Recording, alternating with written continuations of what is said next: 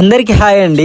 ఈ రోజైతే మేము పనసకాయ కోసం పనస చెట్టుకి అయితే వెళ్ళాము. చెట్టు ఎక్కైతే కాయని తీస్తున్నాము. మాకైతే ముదిరింది కాకుండా బాగా లేతగున్న కాయ అయితే బాగుంటది. మేము తక్కువ జనాలు కాబట్టి అదే బాగుంటది. కానీ చెట్టు ఎక్కడం మాత్రం చాలా ఇబ్బంది పడుతూ చెట్టు పైకి ఎక్కాల్సి వచ్చింది. ఎక్కిన తర్వాత అయితే ఒక పనసకాయని చిన్నది బాగా లేతగున్నది అయితే తీసుకున్నాను. ఆ చేతిలో పట్టుకొని దించుదాం అనుకున్నాను, కానీ వీలు పడలేదు. అందుకని కిందనైతే పడేశాను. దిగడానికి ఇబ్బంది పడైతే చెట్టు పై నుంచి దూకవలసి వచ్చింది. తీసుకున్న పనసకాయని అయితే పట్టుకొని ఇంటికి వచ్చేసాము. ఇంటికి వచ్చిన తర్వాత అయితే ముందుగా పైన ఉన్న తొక్కనైతే తీయాలి. తొక్కని తీస్తుంటే జిగురు ఎలాగొస్తుందో చూడండి. తొక్క మొత్తం తీసిన తర్వాత ఆ జిగురునైతే కొంచెం కడిగేసి ముందుగా అయితే పనసకాయని ఈ విధంగా నరికి చిన్న చిన్న ముక్కలు చేసుకుని కుండలో పెట్టి అయితే కొంచెం సరిపడ్డ వాటర్ వేసుకుని పొయ్యి పైన ఎత్తేసుకోవాలి. చేతుల్లో అంటుకున్న జిగురు కోసం అయితే నేను కొబ్బరి నూనెని తీసుకుని రబ్ చేసుకున్నాను. కొంతసేపటికి ఉడికిన తర్వాత అయితే మూతని తీసి చూసాము, ఉడికింది. సో దించేసుకుని అక్కడ ఉన్న వాటర్ ఏదైతే ఉందో అది వార్చేసుకోవాలి. చూడండి, కుండ అయితే పగిలిపోయింది కదా. ఆ కుండని ఏం చేయాలో కూడా అర్థం కాక మళ్ళీ వంట అవుతుందేమో అని చెప్పి ఎత్తుకున్నాము.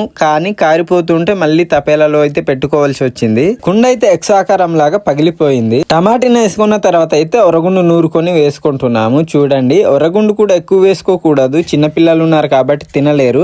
లైట్ గా అయితే వేసుకున్నాను. మొత్తానికి కొంతసేపటికి ఉడికింది.